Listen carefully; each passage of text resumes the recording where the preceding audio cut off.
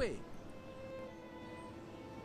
Greetings and salutations once again, ladies and gentlemen, and welcome back to Arcanum of Steamworks and Magic Obscura. We've made a necessary detour because we need just a little bit of extra training before I feel confident to go and face Master Bates. Teehee. We received a tip-off to head to the docks and to a perhaps less salubrious establishment. House tricks, brother. There's another member of the underground. And a half-acre bartender. Nice. And coquettish half-elf female, young and experienced woman, voluptuous human female, and half-orcs female dominatrix. Right. Why, hello there. Welcome to Madame Lil's, the finest establishment in Terrand. And might you be Madame Lil? Why, yes, I am Madame Lil. I thought you might be somehow. What kind of place is this, in case it needs explaining? Certainly. This is the finest brothel in all of Terrand. Its appointments are refined, the atmosphere is relaxed, and I have gathered together the most exquisite women available, all to see to your pleasure. Well, this is it's probably Virgil and my kind of place, but I feel that Garfield and Magnus might be less than perfectly happy. What can I do for you? Well, actually, a little bird told me that you were the expert in persuasion. Yes, your name? Sir... Well, no, let's not pretend. Jack Hunt, madam. Yes, well then, Jack Hunt. I can train you as an expert. I charge a fee of 500 coin for my time. Is that acceptable to you? Well, it's stretching the bank balance a bit, but yes, that's quite acceptable. Yes. Thank you, Jack Hunt. You are now an expert at persuasion. If you wish to study further and become a master, you'll need to seek out Mr. Willisby.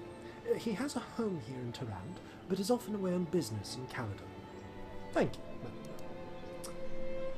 We can return to this a little bit later, ladies and gentlemen. For now, we have business at the posh end of Terrand. How much coin do we actually have left? Ooh, not a fantastic amount. But on the bright side, the persuasion expert training allows you to pick up an additional follower. There's not one just yet that would be appropriate. At least not one that makes sense for us to get. But the opportunity will arise soon enough. I'm actually happy to leave Jaina back at the university. I think if she comes on these adventures, she's more likely than not to get murdered. So, let's take the steam rail to the warehouse district, I'd say. Yes, this drops us off next to the stonecutter.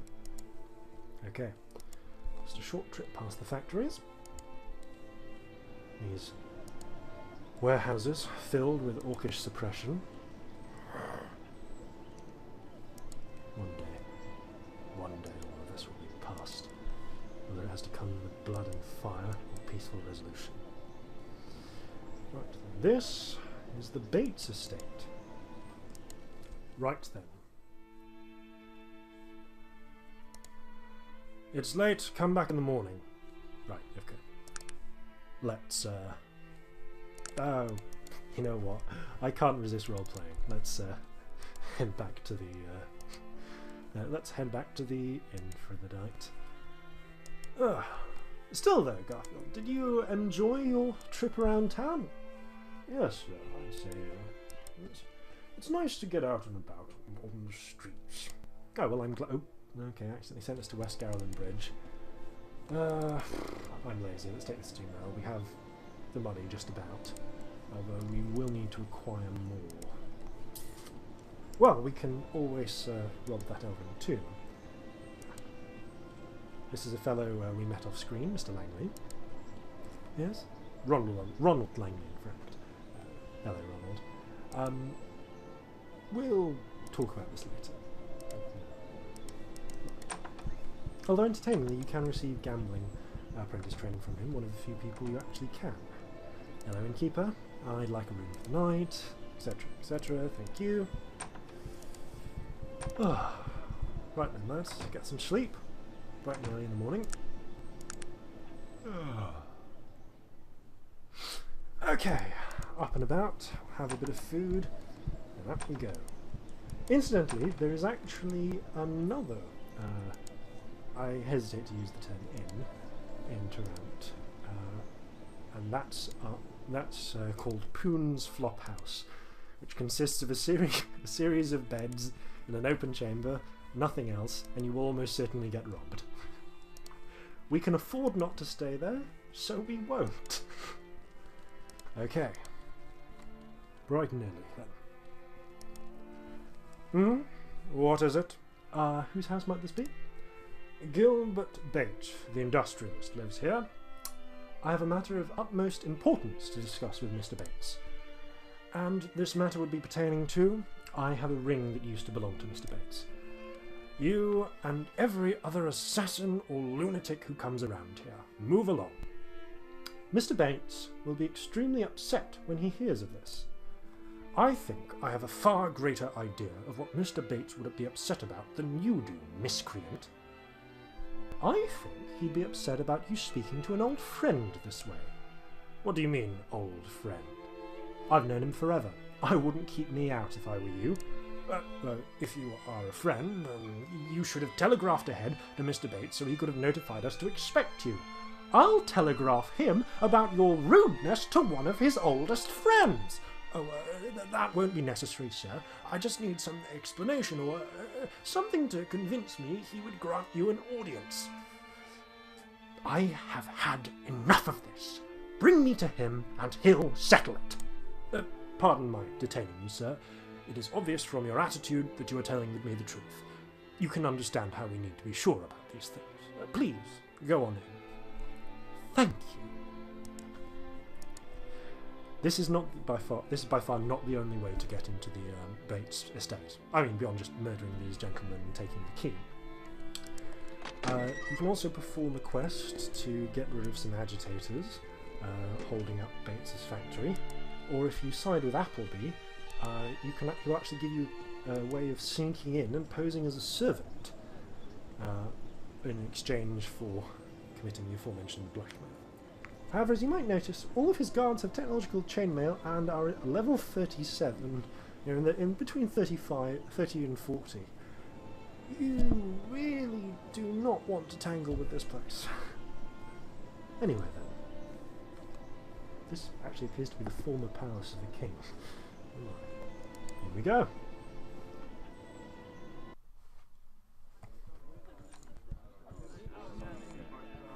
Quite a nice village.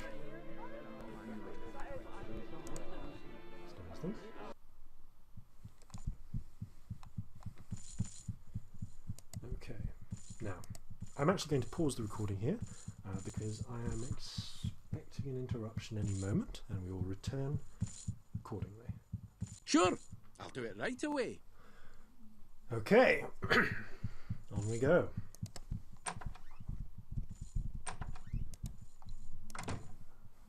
Greetings, Master Bates. Good day to you, sir. I am Gilbert Bates, as I am sure you have surmised. My guards inform me there is a matter you wish to discuss. Quite so. I'd like to ask you about this ring. Great gods! How did you come by that ring? A gnome gave it to me as he lay dying. A gnome? What manner of tomfoolery is this? Are you certain it was not a dwarf? Why would a dwarf have your ring? That is a long story, and one that does not concern you. Suffice it to say that it should have been in the possession of a dwarf. Well, I'm sorry, but it wasn't a dwarf. Too skinny, and he had no beard, and I've never heard of a dwarf without a beard. Yes, I am familiar with the dwarves and their customs. Tell me, was there anything distinctive about this fellow? He had a scar over his left eye. By Alberic, I knew it in my heart. That was no gnome. It was Stena Rockcutter. I suppose it could have been a sick dwarf, but his beard... Yes, I know, it is madness, but please tell me, did he say anything to you before he died? Did he say anything about me? He said he had escaped to warn us about the evil. The evil? What evil? And where did he escape from? He didn't say. I was hoping you would know what it meant. Something horrible must have happened after I... Did he say anything else? He referred to you as a boy. I mean, you're clearly the older gentleman now, but why would he do that? I do not know. Even though dwarves reckon time differently than humans, he must have realized that I am now an old man. Perhaps it is because I was but a boy when I betrayed his trust all those years ago. How did you come to betray him? That is quite the long tale. A tale of my shame, it is. I'm listening. It is ironic that my greatest mistake is that which brought me such wealth. As a youth, I was enamored of all things dwarven, so I sought out the nearest clan and attempted to impress them with my grasp of their technology. They laughed. It was obviously a novelty to them, a ridiculous human who had a natural bent towards technology. I suppose it didn't help that I was a mere 14 years old at the time. I became something they humored to entertain themselves. Stena was the only one who truly called me friend in all those years, and betrayal is how I repaid his friendship. It was he who first showed me their steam engine, as he knew I could appreciate the beautiful intricacies of its design. They had left it to rust in a corner, as they had very little use for a device that would reduce the need for sheer physical power. Imagine a dwarf relying on a device to do his digging for him. It's preposterous. I asked him if I could tinker with it, perhaps improve on it, as I knew this was the key to becoming truly a part of the dwarven world. I quickly devised a way to use it to power a pump for draining the mines. When I fell all over myself trying to explain it to them, laughter was once again their only response. I knew I had to somehow gain their respect, so I hastily sketched some schematics and set out to prove my theory. The struggling human mining company that I brought the plans to offered me a share in their mines for the steam pump. I was ecstatic. I had not a care for their mines or their money. I desired vindication. When I returned to the dwarves to boast of my accomplishments and be welcomed into their clan, they were gone. The inventions came quickly after that, fueled by my anger and confusion. How could they have denied me my place amongst them after all my labors? Somehow I felt I could still prove myself to them. I continued searching for them in all my spare moments, but to no avail. But then they came. The robed ones. The robed ones? They appeared to me late one night, and they warned me to never speak of, nor try to find the dwarves again. Still being a mere lad, you can imagine the terror that put into me. As my wealth and power grew, I shook off some of my youthful fear, and hired the first in a long chain of investigators to locate Stenar and his clan. None of them ever returned with any worthwhile information, and some never returned at all. The ones that did told of vicious traps and creatures attacking them from the shadows. As word of these failures spread, it became more and more difficult to find souls brave enough to take on the challenge. But why did he send me here with your ring? He knew that ring would lend veracity to your tale. I gave Stena that ring the last time I saw him. Now he is dead. If only we knew what he meant by the evil. I'm sorry for your loss. Virgil here thinks it has something to do with his religion. I don't put much stock in religious ramblings myself. But if you feel it could help you to get more information on the Panari, you should go to their temple on the northern end of Lion's Head Circle. I'm more concerned with who killed Stenna and why, and what all this has to do with my relationship with the Black Mountain clan. So, what is to be done now, then? There must be some clue left in the Black Mountain mines. I am certain of this. You seem to be a resourceful individual. Would you be interested in searching the mines for some clue as to their whereabouts? I would make it worth your while, I can assure you. Normally, offering me money is exactly the right path, but you did mention horrific traps and terrible monsters. I mean, not that we're barely equipped for that, but I'd like to ask you some further questions before I commit myself. Of course. What do you wish to ask of me? So you didn't actually invent the steam engine? I have never actually claimed that I did. It was just people's assumption. I have invented any number of devices based off its principles, but I did not invent the first one. Isn't that dishonest, taking credit for something you didn't do? Yes, it is, and it torments me every day. I was but a child when the robed ones gave me their dire warnings, and I was terrified. They were explicit that I was not to reveal the origins of the steam engine. Frankly, I can't blame you. Although, as a note, and we'll just confirm this later, I'm pretty... just out of character for a moment, Jack is 14. I'm 14, and I have been... I think we have been shot at. Have I been shot at by now? Yes, I've been shot at. I've been stabbed. Someone has tried to kill me with their bare fists.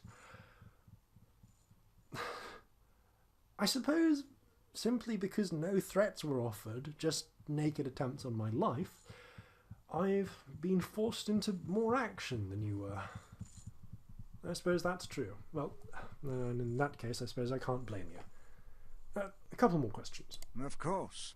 What do you wish to ask of me? So, regarding the steam engine... I have never actually claimed that I did. What did you think would happen assumption. when you sold the I have engine? invented such is the enthusiasm, or perhaps the impetuousness of youth, that I did not stop to consider the consequences of my actions. All I could see was a way to gain the respect of the dwarves. It was all that mattered. It must be unsettling to get so much praise for the steam engine. Yes, it is, and it torments me every day. I was but a child when the robed ones gave me their dire warnings, and I was terrified. They were explicit that I was not to reveal the origins of the steam engine. Right. Of course. What do you wish to ask of me? Why the need to impress the dwarves after they rejected you? You don't understand. I was orphaned at a young age. The dwarves represented everything I wanted my family to be.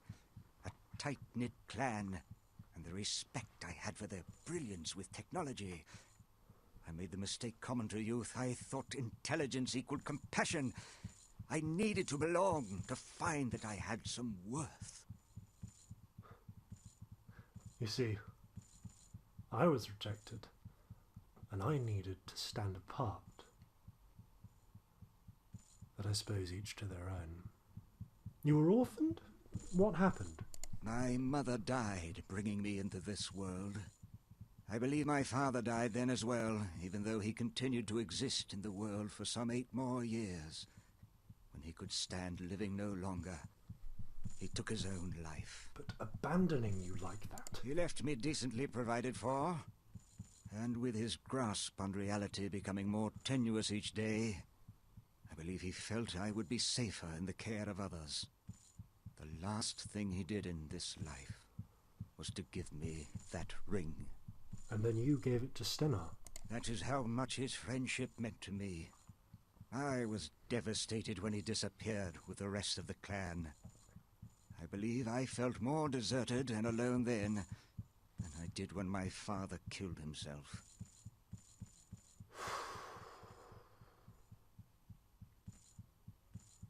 Okay. A couple more things. Of course. What do you wish to ask of me? Can you tell me about your business? Well, as you know, I am the foremost manufacturer of steam engines in Arcanum, virtually without competition. I am working on a prototype for a smaller, more efficient engine right now, as a matter of fact. I also have various interests in other technological endeavors. Bit of diversification. Well, how have you devastated your competition, sir? It is not much of an accomplishment when old Cedric Appleby is your chief competitor. Poor Cedric. Always was a bit of a blundering fool. I really wish I could have convinced him to come work for me. Why? I mean, if he's such an idiot. Cedric and I were close friends when we were children. He was furious that I wouldn't introduce him to the dwarves. Can you imagine? I had a difficult enough time gaining their respect without his simple-mindedness. After I invented the steam engine, he began to despise me. Strangely enough, I wish he was still my friend some days. So, about your business again. Well, as you know, I am the foremost Do you have any manufacturer of labour steam difficulties engines in in your Arcanum. factories? Why do you ask? Half-orc? You're not a Labour sympathizer, are you? A unionizer, perhaps? I can assure you, my workers are happy to have the jobs I give them. I treat your people better than any other factory owner. Of that I can assure you. Yeah, I'm sure you believe that, you racist oppressor. I didn't mean to imply anything, sir. Simply curious. Yes, I can understand that.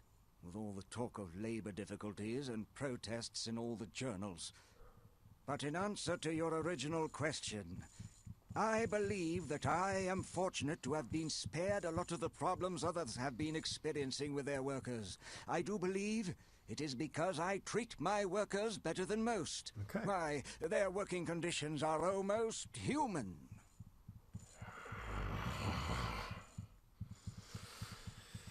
You're lucky that I just spent an hour of my time reading works by people I hate more than you.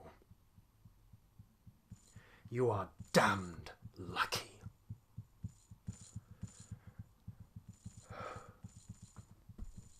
Right then. Of course. What do you wish to ask of me? I've decided to explore the Black Mountain Clan mines for you. Splendid! Here, let me mark your map with the location of the Black Mountain mines. I am certain there must be some clues to be found there. Please, return as soon as you have found anything. I shall return with the information you've requested. Oh, one more thing. I would like to purchase my ring back from you. I'd give you 200 coins. It would mean quite a bit to me. My father gave it to me before he died. Let's push our luck. That's not quite enough. You'll have to excuse an old man whose hearing is drifting away. I know that I could not have heard you refusing my generous offer. Half-orc bodyguard, armoured soldiers. What sort would I have to be to refuse an offer? Such an offer. Much obliged. I will speak with you when you return. We'll be off then. Well, the 200 gold was certainly welcome. And, yes. Okay. Okay, well, we're not quite ready to leave Tarrant yet. A couple more things to do. And, yeah, we're not quite ready to raise our firearms either. I suppose we could put some... we don't actually have enough intelligence to really improve that. We could... There's some other things we can do, and there's a long-term plan I have, but that's going to require a couple more levels. In any case... Yeah, age. Okay, age 15. We're a year older. Still, though, let's explore Tarrant a little bit more first. Maybe buy some more ammunition, some more materials for ammunition. For one thing, we could definitely do with visiting that temple, and we need to earn a little bit more money, frankly, before we set out.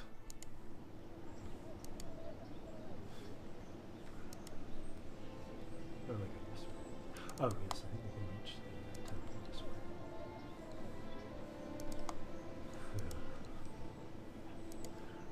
There is a certain activity that I'm going to leave undone at Durant, and that's because in the midst of all of my reloading and resaving, I've slightly cocked up the events of order of events.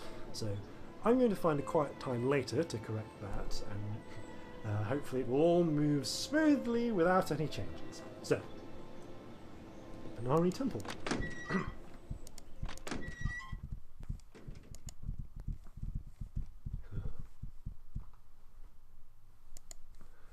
In the name of Nasruddin, the Benari welcome you to our temple. How might I help you today, friend? What can you tell me about the Benari? The Benari Church is based on the teachings of Nasruddin, an elf who lived during the Age of Legends. As head of the Elven Council, Nasruddin acted as a guide for all of the races until the rise of Aranax and his evil followers. Nasruddin waged war, and Aranax was defeated. The Benari Church was founded sometime after that. A few more questions about the Benari? Of course. I've heard it mentioned before. What was the Age of Legends? The Age of Legends was a time between 1500 and 2000 years ago. A time when magic was a much larger part of the world than it is today, before the mages left for Tula. A time of dragons and knights and kingdoms. The time of the Elven Council. Okay. What was the Elven Council? The Elven Council was a group of elves and mages who oversaw the well-being of all of the races of Arcanum. They were ruled by Nasruddin, a wise and powerful elf who was head of the council for 1,000 years. Okay, so what more can you tell me of Nasruddin? Nasruddin was the benevolent leader of the Elven Council. For 1,000 years he ruled all of Arcanum. That's pretty impressive, and brought peace and prosperity to all of the races. His teachings are recorded in the sacred Arcanum and are the cornerstone of all Benari beliefs. The Arcanum? Where might I see a copy of it? The sacred book of Nasruddin's teachings? It is housed in the first temple of the Benari in Caledon. You can see it there. Yeah, I'm not heading back to Caledon in a hurry. About Nasruddin, are there any prophecies that he will return? Yes, it is called the Prophecy of the Living One. It is written in the Arcanum that one day both Nasruddin and Aranax will return to Arcanum and fight the final battle. I don't understand. Isn't Nasruddin dead? Yes, he's been dead for a long time. The literal meaning of the prophecy is unknown. Many believe that they will both be reincarnated, or that the prophecy is a metaphor for something more contemporary. The truth is, we just don't know. And who is Aranax? Aranax was an evil elf who came into power during the Age of Legends. He believed that only he and his followers were fit to rule, and decreed death to all of the races. Nasruddin, in his mercy, came to our defence and, I quote from the Arcanum, defeated Aranax, banishing him forever to the void. What do you mean by he was banished? We're not quite sure. Banishments no longer happen. We believe that it took powerful magic to do so, and once banished, that person never returned. But the Arcanum speaks of it, and so we believe. Has anyone else ever been banished? Yes, the Arcanum speaks of others who suffered the same fate as Aranax. There are 4 who are listed by name: Gorgoth, Krakator, Kurgan, and the Bane of Kree. Yeah, we've heard of Gorgoth and the Bane of Kree, we've heard of Kree at least thus far. They were all evil beings, but none were so evil as Aranax. If you ever see the Arcanum, you can read more about them. Yeah, if I ever return to the Caledon. Is there anything else I can help you with? Let's talk about your services. I may be in need of them. Of course, my friend. What is it you need? Okay, you apparently do healing. Do you do apprentice training? Oh, in healing. Not useful then. Well, I must go. Have a good day to you. I'm glad you stopped in, my friend. Would you like a pamphlet before you go? Sure. Here you go. In the name of Nasruddin, farewell!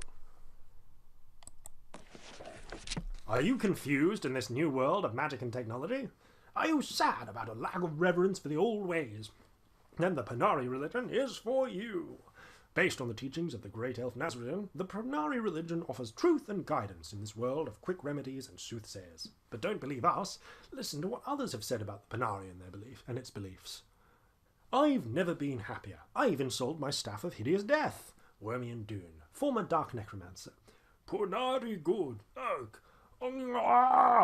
Turg Skullcrusher, former ogre shaman. Those Panari buggers are all right in my book. Proc Hilligman, former half-orc bounty hunter. We accept all races, all walks of life. Come and share in the ancient elven wisdom and see how it applies to life today. We're always open. Come one, come all. Yeah. Okay. We're going to look for the nearest bin for that, I think.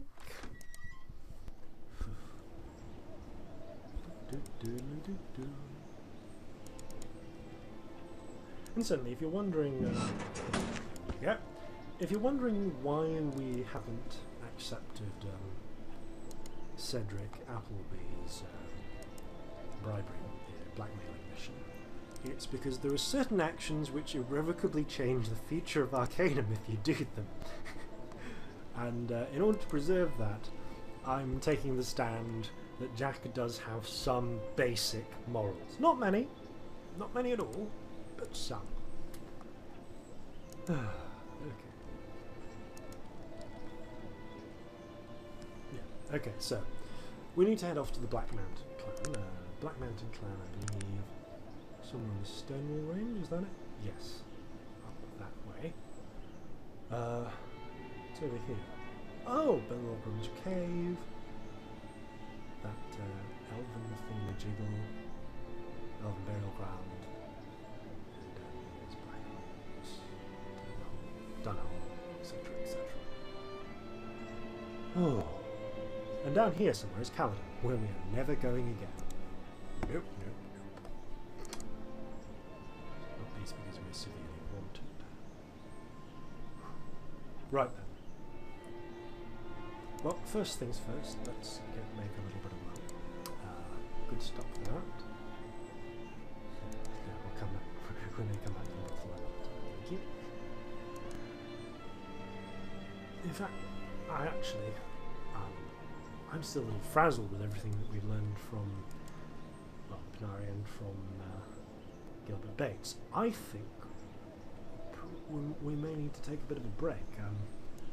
Let's first find out what this gentleman is up to. What? Hello, sir. Might I ask who you are?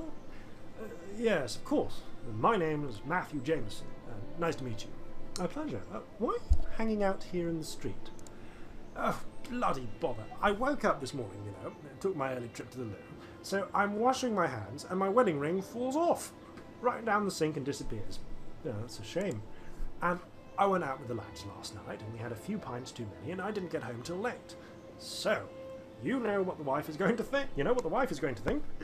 I thought I might go down into the sewers and see if I could find it, but I hear dreadful things about sewers. Well, we are heavily armed. Perhaps I might be of assistance.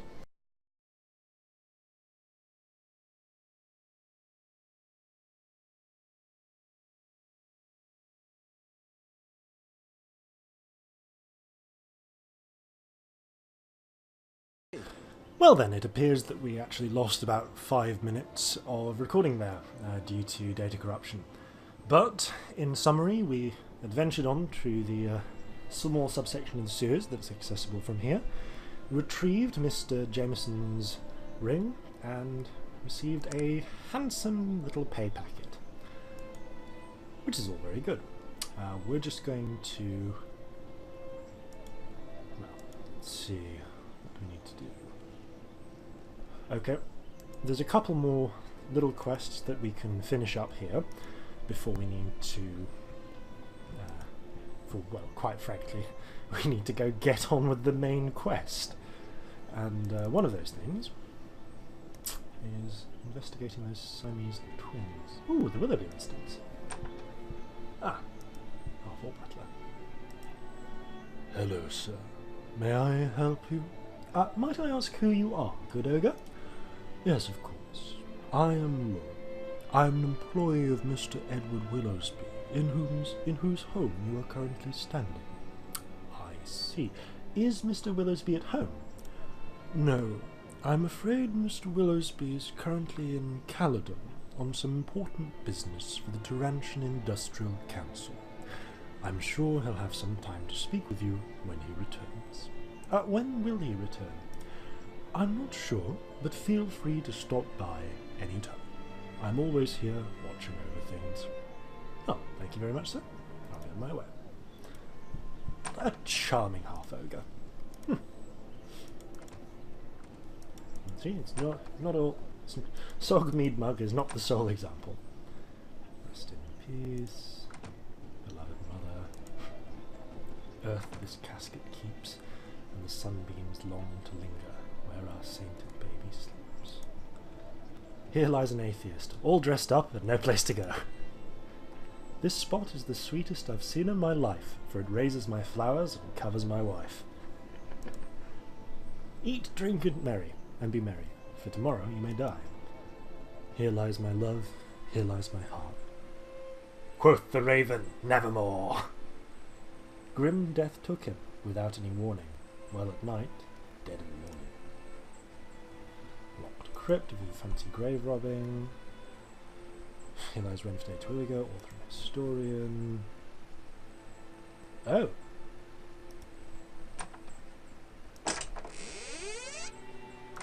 Cover of this matchbook reads, visit the Wellington, the finest gentleman's club in all Tarant. We just been to Wellington. Right, well, we'll ask about, see if we can find a little bit more information from any of the gentlemen there.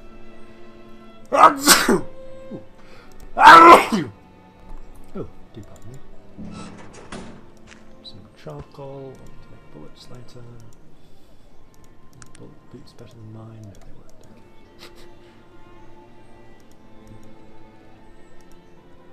What news? Good day to you.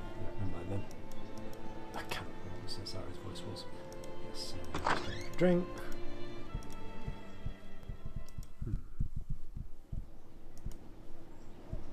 Here to buy something? Honestly, yeah, I would quite like to investigate a little bit of information about what might have happened to those skulls, but I'm afraid I don't really know anything. What about this dodgy gentleman in the corner? He's still hiding behind the bar. We've nothing left to say to one another, friend, as far as you're concerned. You've never met me. Yes, besides, that was a whole different intrigue. This gentleman. Yes? What do you know, friend? Just enjoying my drink, friend. No offence, but I'd rather just be left alone. Of course. Good day to you, friend. Nothing of that sort, then. Well. Something... Okay, so it's pointed us as far as the Wellington, but no further, really.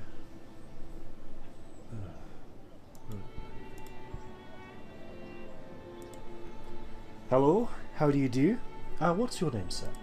I'm Gurren Rockharrow. I don't believe we've met. I'm Sir Jonathan Huntley. Pleased to meet you. What can I do for you? Oh, what do you do here, Mr. Rockharrow?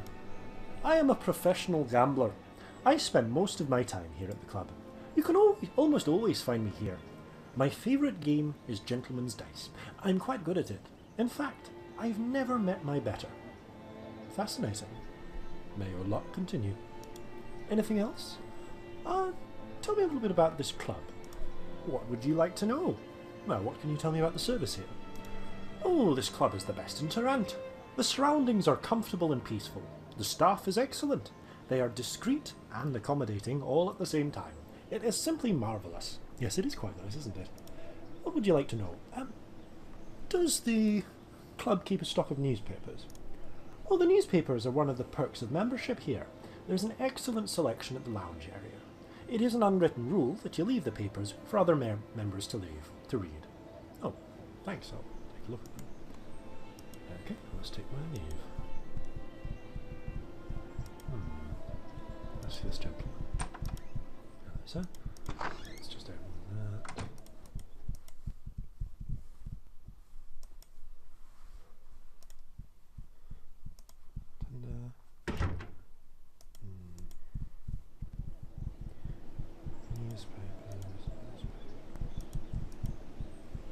Not helping really, is it? Okay, it must be for the... in relation to the number. Never mind. Damn it, Matt. Nothing at all. Maybe we can speak to that phrenologist again. He might know something.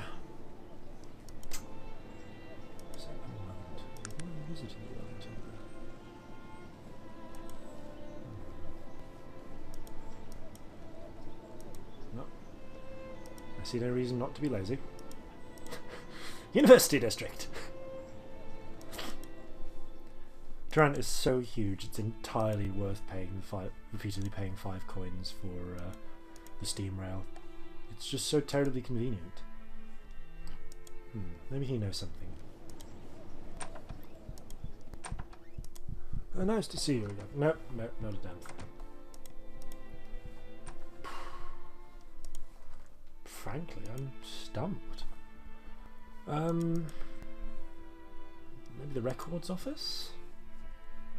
Funnily enough, you get actually quite a lot of use out of the records office.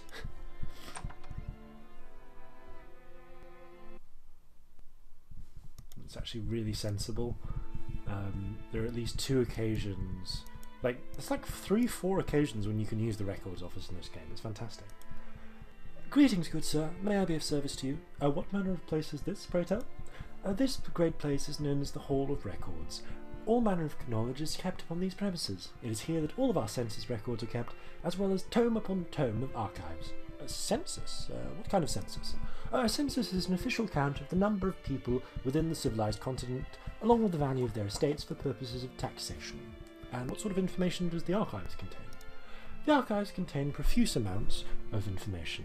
Most of it exists in the form of deeds and other legal papers, but there are also newspapers. Newspapers? Yes, it is a most exciting endeavour we undertook. We've been archiving every newspaper for the last 120 years.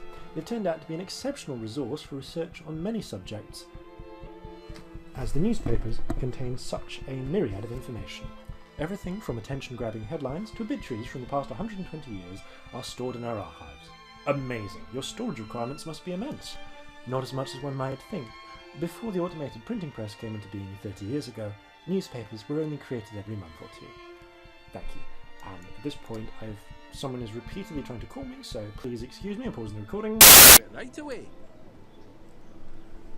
Okay, the Hall of Records wasn't able to give us anything. Not sure who this gentleman's house is. How do you do? Yes, this is actually the owner of the gentleman's club. He's not of interest to us because we are in fact gentlemen, but if you're a lady, you can only enter the gentleman's club with his permission. Alright, I can't think of any decent solution to that whole elf skull thing, so it is high time that we got on with our lives and with the quest. Now, we can't take the train any closer, so I'm afraid it's just going to be a long trip across country to a mine filled with traps. Fantastic. I suppose there's any sort of device Magnus might be able to make for spotting traps. Oh, he can make a device for springing traps. Lovely. But detecting traps actually requires electricity. Training. Wonderful. Wonderful. So, we're going into a trap-filled nightmare realm with sweet Fanny Adams to protect us. See you at the Black Mountain Mines. And now a brief message from me. Partly because we're solidly into the holiday season, and partly because I want to vary things up a bit. The Arcanum Let's Play is now going to pop down from 3 to 2 and maybe eventually 1 updates a week, so that I can make space for some Let's Plays of other classic or even new games. Essentially, anything that will run on my outdated chunk of silicon that I call a laptop. Down in the pipeline at the moment is a Let's Play of Sid Meier's Alpha Centauri. Again, one of my favourite games of all time, one of my favourite strategy games, part of the Civilization series. And also Cataclysm, Dark Days Ahead, a roguelike, which I will be stubbornly playing in classic ASCII graphics, because even though the tile sets are lovely, I'm too tied down to my imagination, and which is designed as a zombie apocalypse style roguelike, but still harkening back to all the traditions of those that have followed. And with this, I bid you adieu, a happy new year if it hasn't already happened, and the best of luck to all of you and your kin.